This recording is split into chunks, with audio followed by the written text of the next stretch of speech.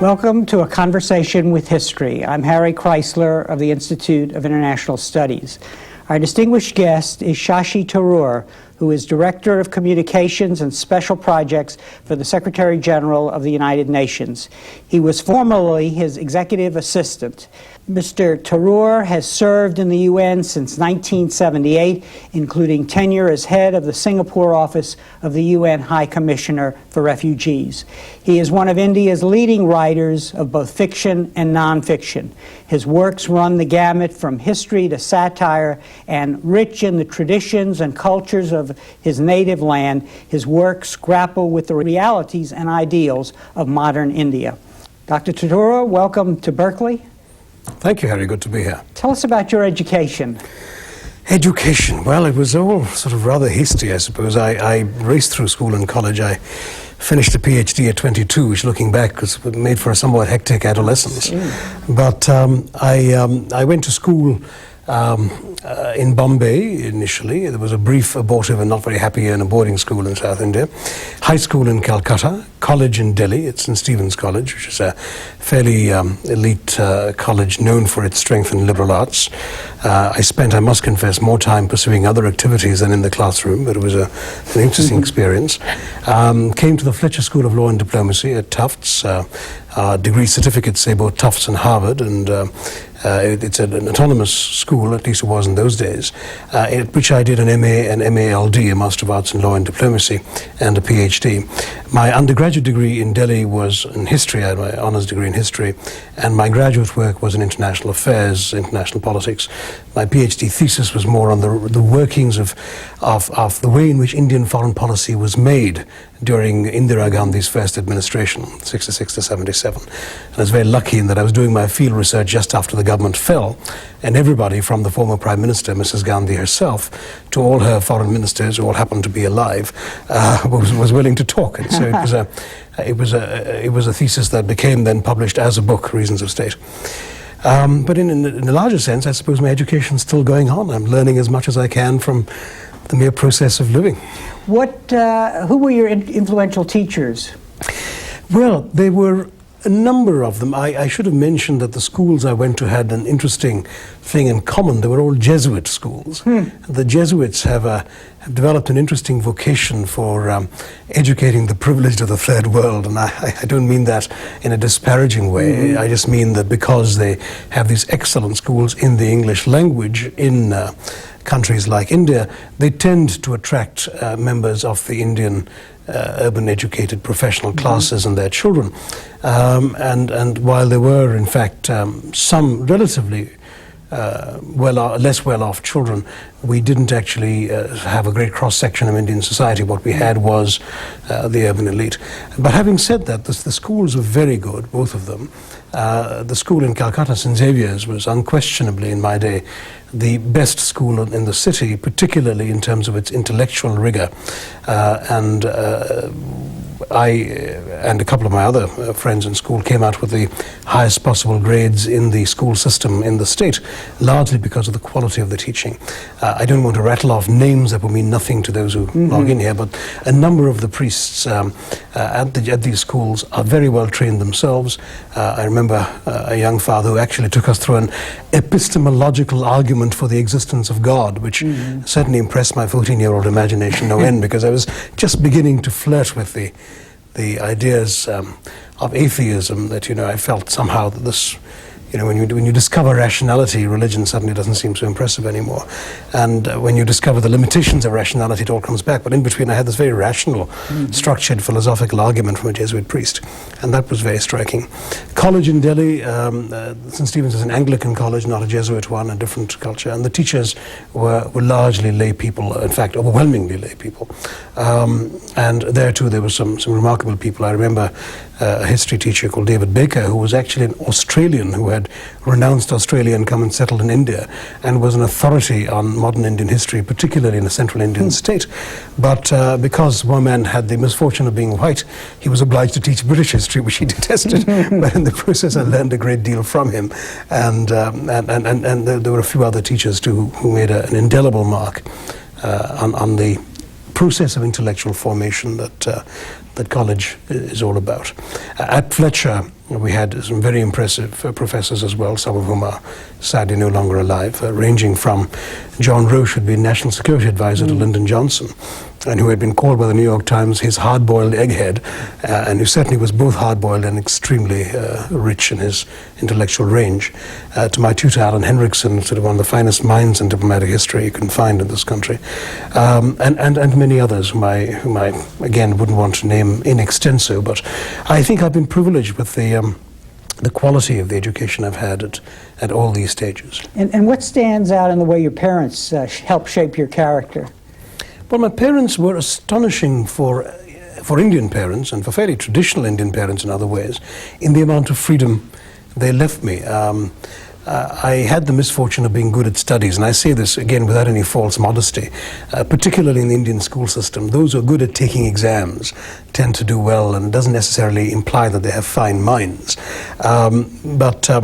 But you know, my parents had the typical Indian middle-class ambitions for me, and I kept coming first in science, so they wanted me to be either a doctor or an engineer. Well, I hated science, and I only came first in the subject because I knew how to take exams. So at the end of the 8th grade, when you stream in India into different fields already at that age, much earlier than in this country, I said I would not do science, I wanted to do humanities. And to the astonishment of many of my friends, my parents said, fine, you should study what you want to study. So I went into the humanities. At the end of school, again, I'd done extremely well. So they felt, well, if he's not going to be a doctor or an engineer, he should at least be a very successful businessman. So they urged me to go into economics and eventually a business degree. And I said, no, I'd much rather study history. And again, they were kind enough to allow me to do that. And so on at each stage, I was given the intellectual respect for my interests that allowed me to shape my own educational career and my own achievements, I suppose, by my own lights, and that was remarkable. The other thing, and I'd say this particularly for my father, was the amount of encouragement I was given for my writing. I was a rather young child when I began writing, partially for good reasons. I was an asthmatic child, and I was also the eldest son in the family, which meant I was often bedridden, and I didn't have elder brothers or sisters whose books I could borrow and read. I finished my own very fast. I exhausted those of my parents' books I could understand, and I had the inconvenient habit of finishing library books in the car on the way home from the library.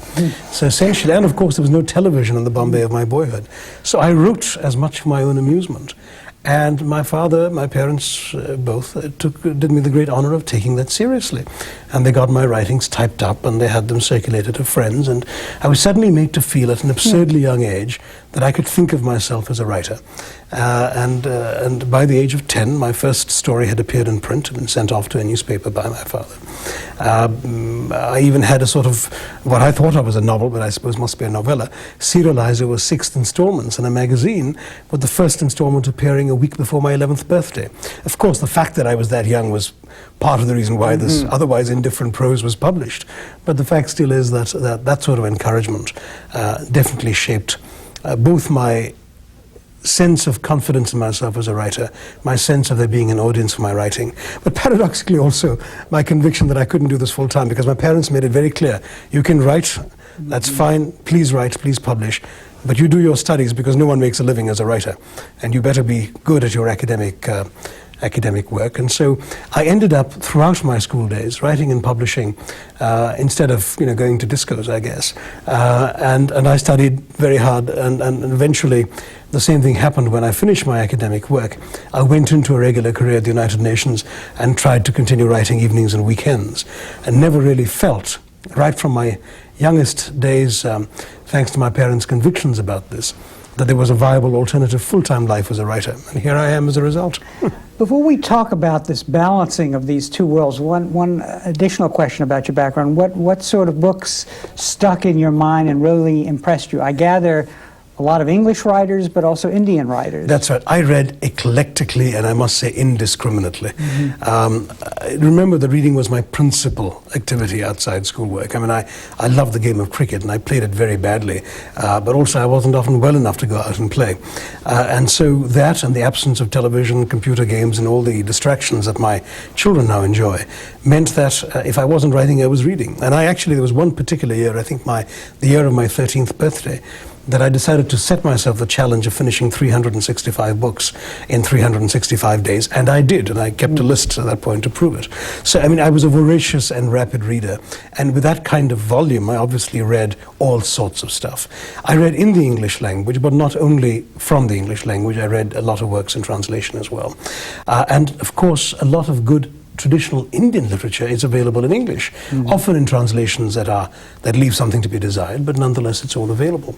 And so my taste ranged from the humor of P.G. Wodehouse, who in many ways still remains the author who's given me most pleasure in my life, purely the sheer delight of his use of language as well as of his incredibly complex and clever plotting. All the way up to the traditional tales of the Mahabharata, the great Indian epic that goes back over 2,000 years, and lots of things in between. I read East European writers in translation. I was reading Kundera in my teens. I had read all the Russian classics, sometimes in abridged editions, I have to confess, but nonetheless. And of course, American and British writers came to us anyway through our possession of their language, and the result was that I was an extremely widely read and perhaps slightly over-read young man by the time I entered college. You have given us a good explanation of how you wound up as a writer and hints as to why you chose diplomacy, but let's fill out that part before we talk about balancing these two worlds. Well, diplomacy was something which in some ways had appealed to me from a fairly young age. I was always fascinated by the world, not just by my immediate environs, but by the world at large. I was born in London. I didn't mention that. My father was actually working. He'd gone there to study as a young man, as an 18-year-old, and stayed on and was the locally recruited London manager of the office of an Indian newspaper called The Statesman. All of his managers in India were Englishmen. So I was born there, but he was not planning to settle in England at any stage, and he was just waiting for an Englishman to retire so he could apply for a job back in India. And sure enough, he came back to Bombay to be the Bombay manager of The Statesman, and subsequently its advertisement manager in Calcutta, and so on. So, but nonetheless, the fact is I was conscious of having been someplace else, as it were, and I was curious about all of that and curious about the wider world. That was very much there. Secondly, a classic sort of career line for people with my sort of background, no great money in the family, an education and an interest in the world, and a skill at taking exams, the classic option was to take the Indian Civil Service examinations. We had this very elite Mandarin corps called the Indian Administrative Service, and in those days an even more elite corps called the Indian Foreign Service. I say in those days because since then the priorities of Indian young people have changed a bit, and the Foreign Service is no longer seen as the acme.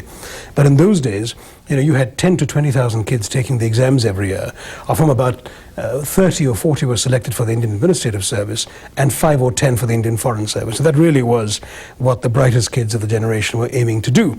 And frankly, it was a sort of natural ambition to be inclined towards. However, I went to the US for my graduate studies because I got a scholarship from the Fletcher School. And it happened to be just at the time that Mrs. Indira Gandhi had declared a state of emergency and suspended the democratic freedoms that I had grown up taking for granted in India. In fact, one of the first things that happened to me when the emergency was declared was that a silly short story I had written called The Political Murder was banned by the censors because the very notion of a murder taking place for political reasons was anathema in the new dispensation. Now that period didn't last very long. The emergency lasted 22 months, and censorship ended fairly early in that period. But while sitting in the US as a graduate student, I found myself coming to terms myself with my own notion of what I valued about being Indian. I was, like many foreign students when they come abroad, instantly thrust into the position of having to explain and defend his own country. That's a very common predicament. For myself, that meant having to explain to people why what Mrs. Gandhi had done wasn't really all that bad, because it's only victims of people like me who could publish articles or agitate politically or make speeches and statements, but the real beneficiaries were the common man, that was Mrs. Gandhi's argument, who would be freed of all the evils and ills of India. And the fact is, of course, that in the course of doing these defenses of the government, I found more and more information available to me in the US. I even had a roommate who was a journalist. So I was getting lots of wire service copy that wasn't making it to the New York Times. I was getting more and more information about all that was going wrong and how the real victims of the suspension of democracy were in fact the ordinary, poor, individual Indians who were helpless, who didn't have the education to rise above these disabilities, and who weren't doing well enough to make their compromises with the regime, but instead were being picked up at bazaars and carted off to have their vasectomies done compulsorily as part of a sterilization drive, or being thrown into jail without any effective habeas corpus because the emergency had suspended those rights, and so on. And that was a profoundly disillusioning period. I remember one of the things that really turned me completely against any notion of government service was when an Indian student in, I believe it was Chicago, who had spoken out with anguish against the emergency back in India, applied to the Indian embassy to get his passport renewed to go back home, and the government refused to renew his passport. And I thought, I cannot imagine in the India that I've known and grown up and cherished and valued that such a thing could even be possible.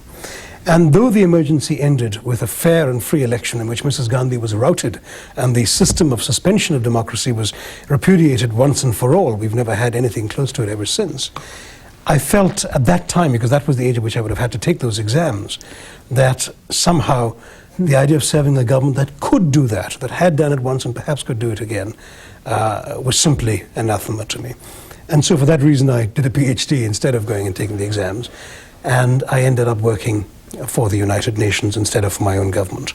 I must tell you that since then, I think, and I say this with utter sincerity, a lot of my friends who I would like to think of as just as principled and committed Democrats as I am, have served the government with distinction, and I don't believe anymore that in making the choice I made, I necessarily did something which was right for all time, but it was right for me at that time, and not to make that particular compromise with a system that had betrayed itself. In our discussion, I would like to cover both of your very distinguished careers. As I mentioned, you're one of India's leading writer, having written both histories and two novels, among other things. And you've risen to the top, really, at the UN. And so I think that what I would like to ask you at this point is try to talk about both in a way simultaneously. Do the worlds of diplomacy and writing complement each other, or are they in conflict? Well, let me answer that very personally. I mean, I see myself as a human being with a number of concerns about the world that I see around me. Some of those concerns I react to through my writing, and some of them I react to through my work. I've been privileged in the work I've been able to do for the UN. I wouldn't have considered it classically diplomatic work earlier on. I began my UN career with the UN High Commissioner for Refugees. And in fact, as a fairly young man, I was in charge of the office of UNHCR in Singapore during the peak of the Vietnamese boat people crisis, when refugees picked up on the high seas were being brought in. And it was my job to help negotiate their disembarkation, get them into a refugee camp, look after them, negotiate their acceptance by other countries for resettlement, and then get them off to new lives, which meant that I was able to put my head to the pillow every night, knowing that things I'd done during the day had made a concrete difference to real human beings, to their lives, and in fact, these were people I could actually see around me. They were not statistics or figures on a piece of paper. And that was amazingly enriching in all sorts of ways. And it went beyond diplomacy. It was important that it was the UN, I must say, because when you think of refugee work, you say, well, church groups are doing work for refugees. Lots of volunteers are doing that. What's so different? Why do you have to do it through the UN? And the answer is that the UN, because it is an intergovernmental body, has clout with governments that church groups can't have. And the result is that I could go to a government that was reluctant to let refugees onto its soil and essentially remind them of their legal obligations as a member state of the organization, which had voted the High Commissioner the statute of its office, and had been able, therefore, to get things achieved, to bend certain rules, to even help some people on the quiet with the connivance of government officials in ways that no non-governmental organization would have been able to do.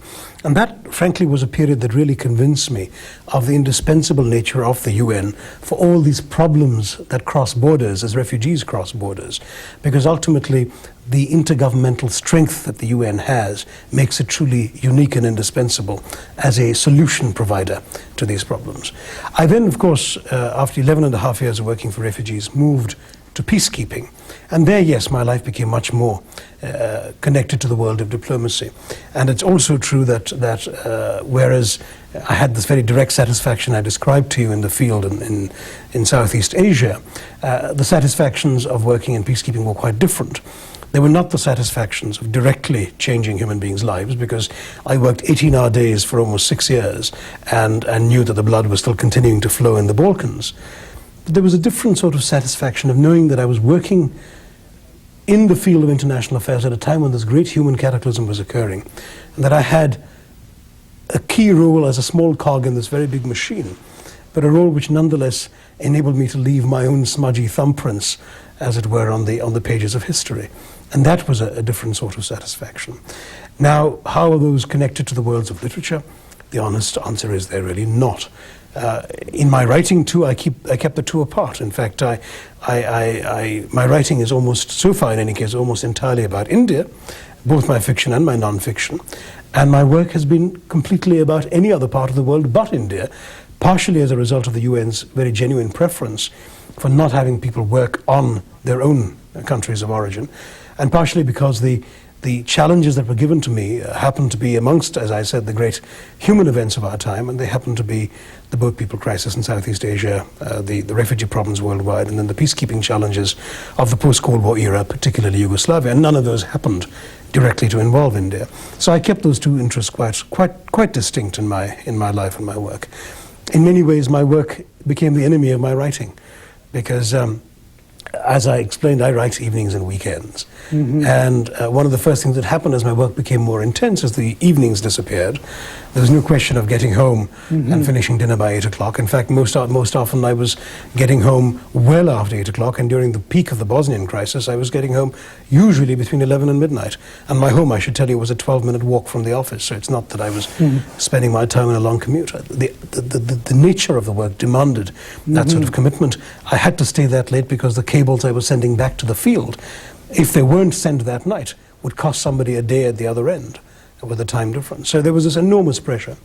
And then the weekends were never mine. I mean, during the peak of the peacekeeping crisis, you know, every shell that landed in Bosnia had to be reported to somebody, and I was the one whom the Situation Center would call, so there were these constant interruptions. But there was also the fact that one traveled, one worked, one took work home. So writing was always a struggle to carve out time and space. My last novel, when you look back at it, was published in 1992. And I'm a fairly rapid writer, so it's not that it's simply that to write fiction you need both time and a space inside your head. A space inside your head to create and inhabit an alternative moral universe, one whose realities have to be consistent in your own mind. And you can't easily write a fragment of a novel and return to it 8 weeks from now. I mean, you simply have to find yourself reinventing the novel each time you do that. And I found that an enormous struggle. I have actually begun a couple of novels in these last 7 years that I've not been able to develop precisely because of these intrusions. And the book I'm currently working on, I think I'm not exaggerating, 6 weekends in the last year and a half in which I've not been traveling, not been out, or not at work or bringing work home, in which I've been able to devote to. Now, that's not quite the way in which you need to But you have been able to devote time to the well, those 6 weekends, yes. Yeah. As a writer, I hear you, I want to make a point here that's sort of emerging from what I've read and what you're saying. As a writer, you're very much an Indian expatriate, really enmeshed in your country's culture and history at many levels. As a diplomat, in some ways, you are very cosmopolitan. Basically, you're not embodying the interests of your country, quite obviously, and so on. So I'm wondering, is it the case that writing, this compartmentalization that you just described, has enabled you to realize an Indian identity which has meaning for India as a whole? Well, Indians are, in fact, fairly cosmopolitan. The educated Indian elite, largely because, of course, the Indian adventure at its best is of people working together, dreaming the same dreams, even if they don't look like each other, don't speak the same language, don't eat the same kinds of food, don't dress alike, don't even have the same kinds of color of skin or whatever. We have this extraordinary diversity in India. And paradoxically, one could say that's exactly what the UN is all about too. At the UN, I'm working all the time with people who like other Indians, eat and dress and speak differently. And so one could argue that in some ways Indians are particularly well equipped for the worlds of international affairs and the United Nations.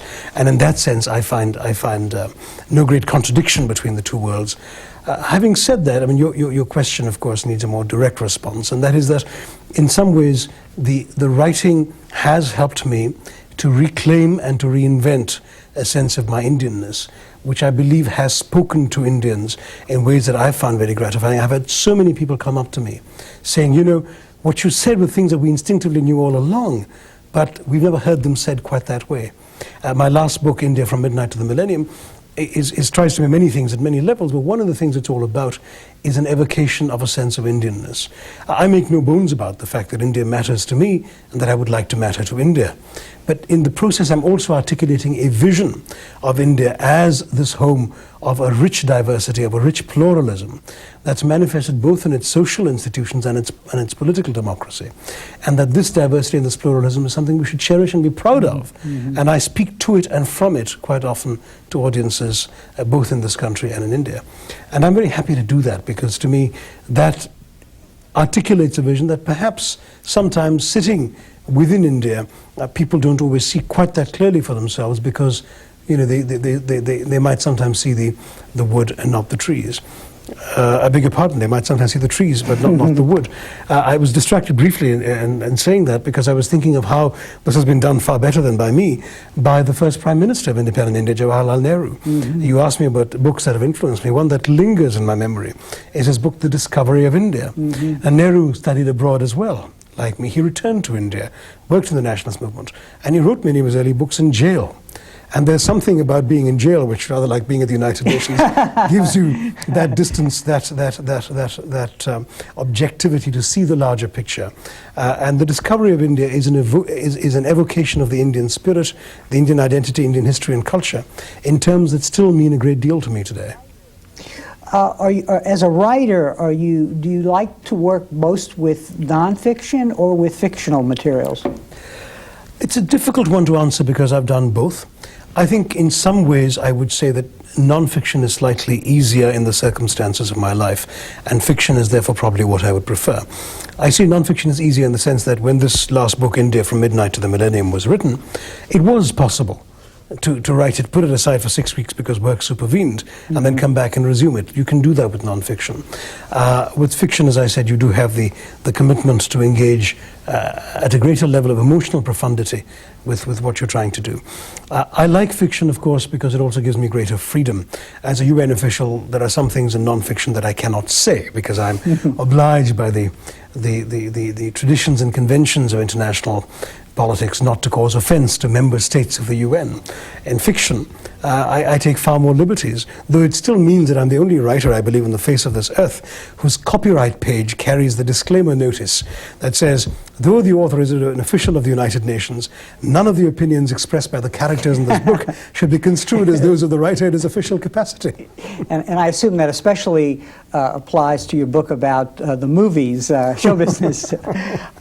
Let's talk about, without getting into the detail, because your books are so, your novels are so rich, just why a book about the movies on the one hand, and why a book that is modeled after the great Indian classic Mahabharata on the other? Well, they actually have more in common than you might imagine. They're both political satires, of course, but what's more interesting is that they are both, in different ways, about the kinds of stories a society tells about itself. In my first novel, The Great Indian Novel, I took both the stories of the great epic, which was written sometime between 800 BC and 800 AD, and which has really permeated the national consciousness of India, and I reinvented these stories as a story, an account of the political history of independent India from the British days to the present. And I reinvented in that process, therefore, the history of that period, as well as the legends of the epic, because both our stories at a different levels are told and retold in Indian culture. The tales of the Mahabharata are learned by practically every child at his grandmother's knee, and the tales of the nationalist struggle, the freedom movement as we call it, are part of the stuff of what we are brought up on in independent India. And by intermixing the two, I was able to cast perhaps a cynical modern sensibility upon the great legends and lessons of the past, But equally, I was able to cast some of the values and the light of that past onto the experiences of the more recent present. And in the process, I tried to illuminate some aspects of the Indian condition, of the stories we tell. In the second novel, I've also looked at stories, except that I looked at the show business. Yes. I looked at the stories of the popular film industry. Why? Because our country is still 50% illiterate, and films still represent the principal vehicle for the transmission of the fictional experience. Other than your grandmother telling you stories on your knee, you go off and get your fiction by watching a movie. And so I asked the question, what do these stories tell to Indians? What do they tell about Indians? What can we know about the stories of the world from which these stories come? That is, the world of the filmmakers and the actors and who make these films. And in turn, what does all this reveal about India as a society today? So, in looking for one more metaphor to explore the Indian condition, I took cinema as a very natural one for these reasons. And once again, show business, which, as you know, is a novel that intercuts extensively the stories of the formulaic films of Bollywood, in which the hero and other protagonists of the novel are involved at each stage of the book. The story is about stories, and at the same time it's about India. And therefore both the novels have this element in common. They are about the kinds of stories that India is telling about itself today. One of the elements in your two novels is your devastating and effective use of satire. Just one of the elements one has to mention. What is it about satire that enables a writer to reveal truth? Well, because I've often found that, you know, when you're dealing seriously with serious subjects, you're on the same terms as everybody else. It's difficult, unless you're, being crassly provocative, to find something terribly different as a way of looking at these things. If you're treating issues that are sacrilegious in one sense or the other, there's a lot of hagiography about the Indian nationalist heroes, for instance, just as there's a great deal of reverence for the ancient epics. Satire, on the other hand, enables you to recast and to reinvent both the epics, both the great ideas and the great stories and the great men, or women for that matter, of these times, in a light that is so unfamiliar that it immediately provokes a fresh way of looking at them, and that is something that's very useful. A second element is if I can borrow that wonderful statement of Molière, who said that le devoir de la comédie est de corriger les hommes en les divertissant. If you like, if I can paraphrase it, if you want to edify, you have to entertain. And so your duty as a writer is to amuse people enough that they want to read the serious points you want to make, and they'll get that instruction, they'll get that education, if you like, through the process of having been entertained. Both novels, I hope, are fairly easy and light reads, even for people who don't know India, because they're written to amuse, to distract, but both are infused with fairly serious concerns. I will always be grateful to the British novelist who reviewed show business in the Sunday Times and said that this is a novel that is hysterically funny in very many places, but which manages to be funny without for a moment being frivolous. And that is the distinction that I try in my satire to try and make. Having said all of this, I've got to confess that the novel I'm working on now is probably not going to be a satire. Mm-hmm. And what do you see as the goal or goals of your writing? To reveal to India itself, or what? Both to reveal to myself my India, mm-hmm. and to reveal India to myself, but also to reveal India to Indians and other readers around the world. I found, I don't quite know how to explain my conscious desire to reinvent and come to terms with India. Beyond a certain point, it is beyond explanation. But I have felt so caught up in the nature of the Indian experiment. It is an extraordinary country in so many levels. I mean, there is no other country on earth that embraces quite this wide mixture of, geographical diversity, topographical diversity, human diversity, linguistic diversity, and so on and so forth. One can go on. Sounds like the United Nations. Absolutely. And yet at the same time, it has a rich millennial history and culture. It has an extraordinarily wide-ranging, tolerant religious tradition in Hinduism. And it has to grapple with many of the problems, many of the great problems of our day today. In the India from Midnight to the Millennium, I talk about the classic dilemmas facing the world at the end of the 20th century. Bread versus freedom, of which the emergency is such an example. Pluralism versus fundamentalism. It's reared its ugly head in India with a new brand of religious chauvinism coming to light. Co-colonization, the whole issue of globalization versus economic self-sufficiency. And even for a country India's size, decentralization versus federalism. And all of this, centralization versus decentralization, all of this makes India such an astonishingly interesting crucible for the things that matter to me intellectually, that I find myself constantly going back to looking at the way in which India and Indians are coping with these challenges. But equally, the richness of that heritage is something that I want to explore for myself. When I go back in to the themes of the great Indian novel, I'm in a sense saying these are the things that have shaped me and Indians like me. These are the experiences that have created this people. In show business, I'm talking about these entertainments, these distractions reveal this about myself and people like me who go to these films. And I hope that in the process, therefore, I am trying constantly, in a sense, but without anxiety. There's been some critic who's written somewhat critically of the anxiety of Indianness amongst writers like myself. I'm not anxious, but I'm curious. I would love to go on experimenting with my understanding of this phenomenon of Indianness, which to me is a phenomenon of our times and of our planet that bears repeated investigation and inquiry. As a writer pursuing universalistic themes in an India context, you're trying to find truth in a way, and truths. And I'm curious, going back to your role as a man of international diplomacy, what you see as the relationship between intellectuals and political figures. Can truth that intellectuals and writers might come up with inform power, and if so, easily or not? Well, truth is a particularly difficult issue. In fact, I mentioned that it's actually part of India's national motto, which is Satyameva Jayate, truth alone triumphs. But the question is, whose truth? I mean, there are perhaps as many truths in India as there are Indians. And in the great Indian novel, I find myself, inspired very much by some of the philosophical disquisitions in the ancient epics, asking the question, is truth a noun that can be modified by a possessive pronoun? Is there my truth and your truth and his truth? And the truth of the nationalist movement in India, it's seen so very differently from the other side of the border in Pakistan, that you can well ask yourself, what is truth?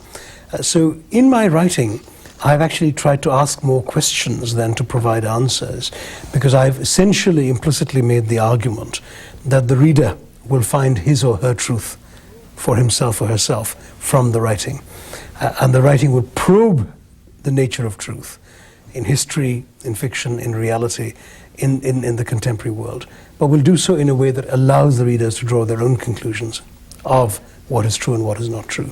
In that sense, ultimately, diplomacy isn't that very different.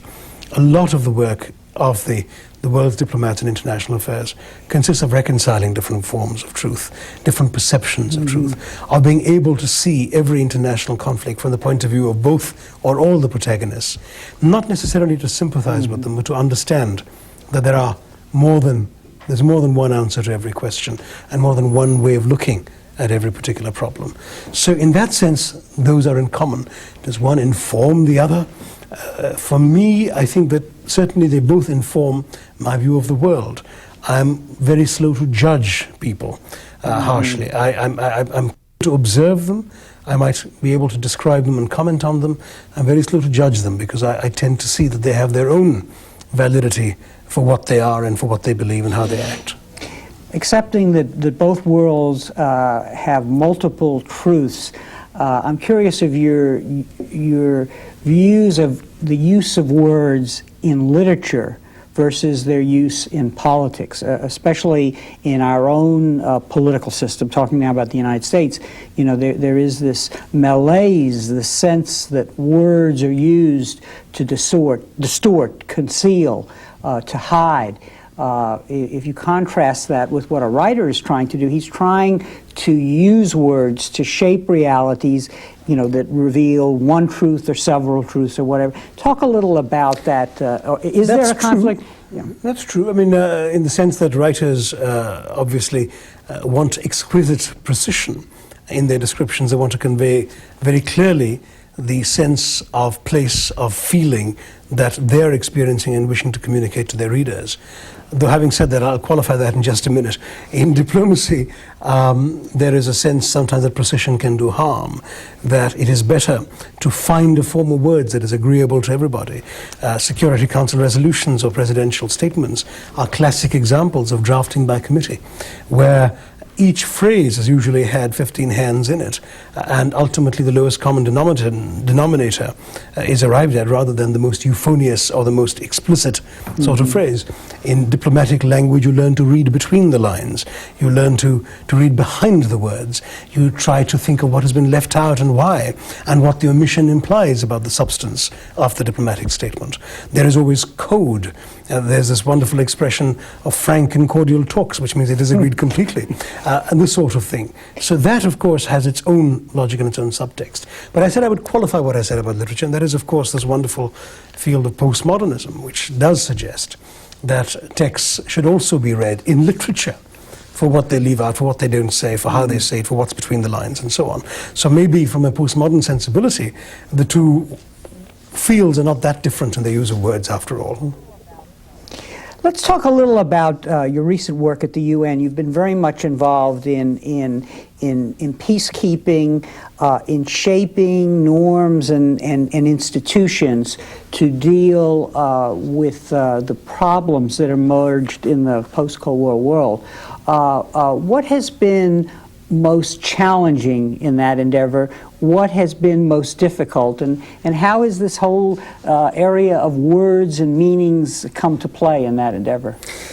Peacekeeping has been an extraordinary experience. I came to it, in fact, in October 1989 when I was the 6th civilian in the peacekeeping department, and there were 3 military people as well. So it was a very small office.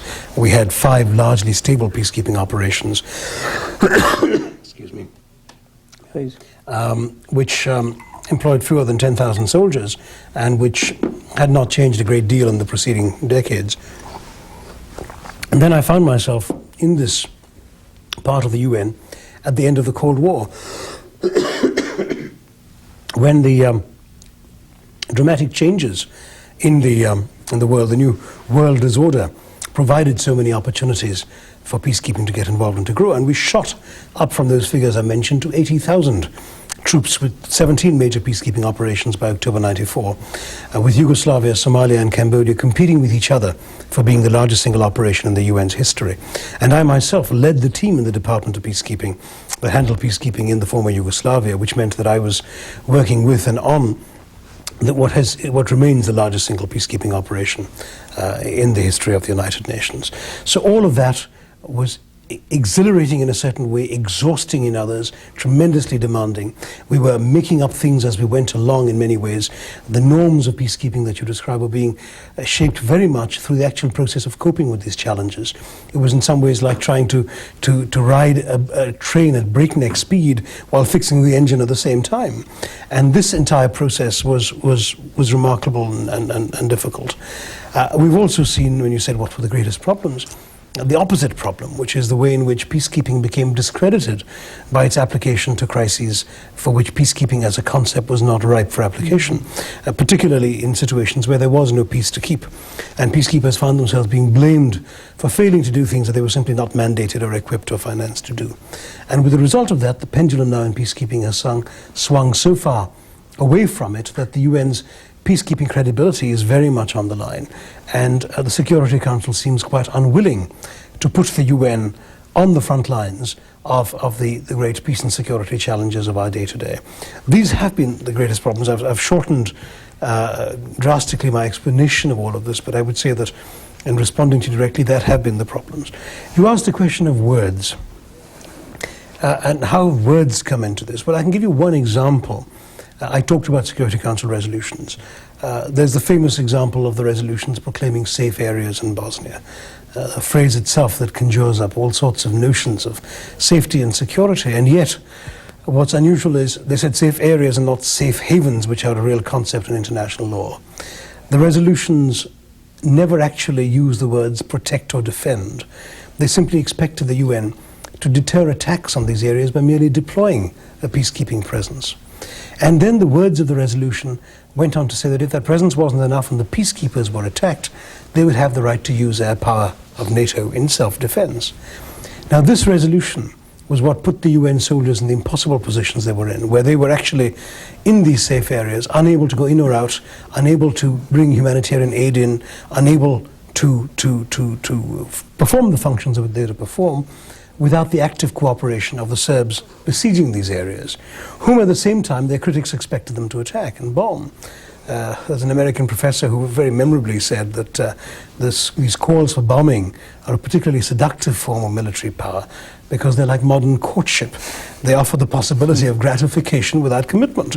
Because one set of people are willing to drop bombs from a great height and fly away, while another set of people, the UN peacekeepers, on the ground have to wake up the morning after and live with the consequences. So this situation showed how words applied for diplomatic purposes can be operationally unimplementable on the ground.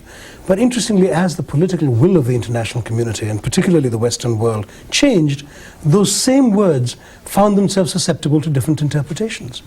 So that one after the other, the same resolution, which had given us this mandate for impotence in this very difficult situation, became interpreted to justify the exclusion zones around Sarajevo after the marketplace massacre of '94. Eventually became the basis for justifying the deployment of a rapid reaction force, and finally justified the massive bombing campaigns all over Bosnia, even though the words themselves had not changed. And so one of the lessons it teaches me as a writer is how much words can conceal, but also how easily words themselves can lend themselves to different political purposes when those purposes change. So in a way that reality, when you're a man of action, a man of diplomacy, words are given flesh over time by changing circumstances. Absolutely. No, words can kill. Words can save. Words have an extraordinary power to lay out the possibilities for people in the world of action. Let me ask you this. What lessons might students draw from your career? You've managed in one persona, living two lives, I guess, to be a man of letters and to be a man of action who's involved in some of the most tragic but challenging of world events. What would you tell a student who would want to prepare for either or both career? I would certainly not encourage anyone to try and do it my way, because if nothing else, it's completely exhausting. And that the opportunities, what's a famous line of Wordsworth, you know, what's the point of this life full of care if you have no time to stand and stare? Well, believe me, I have no time to stand and stare. And the fact is that there is such a thing as feeling from time to time that you really have bitten off more than you can chew, because every human being has certain responsibilities he must fulfill as a human being, professional responsibilities, personal responsibilities, and you do wonder sometimes whether in taking on so much you are failing to do justice to all of them, do as much as you could have done. If I had perhaps only been a writer, would I have been a more worthwhile writer? I don't know. If I had only been a UN official, would I have been able to devote more time to my family in the time that now I try to jealously guard for my writing and for talking about my writing and so on? I don't know. Looking back later on in life, perhaps I'll find greater clarity. Right now I'm too caught up in doing it all. But I would say one thing. I mean, if anyone is motivated enough to be crazy enough to try and do all of this, I would say do what comes to you naturally. Do what you want to do, not because you feel obliged to do it. I mean, I write because, I mean, as George Bernard Shaw put it far better than I can, he said, I write for the same reason a cow gives milk.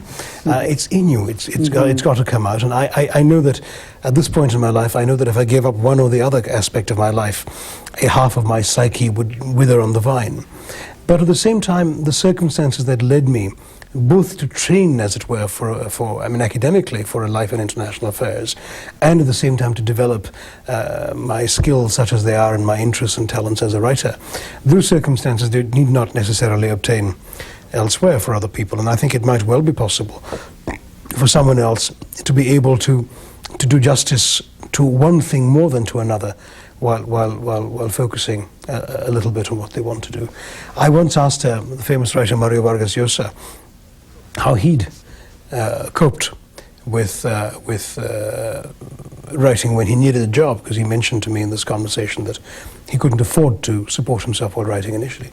And he said, "Oh, I just did a couple of jobs that didn't require the sort of emotional and time commitment that would have made it impossible to write." And I said, "Oh, what jobs are those?" And he said, "Teaching and journalism." And I thought, my God, those are two professions that, to my mind, require an enormous investment of both commitment, time, and emotional energy.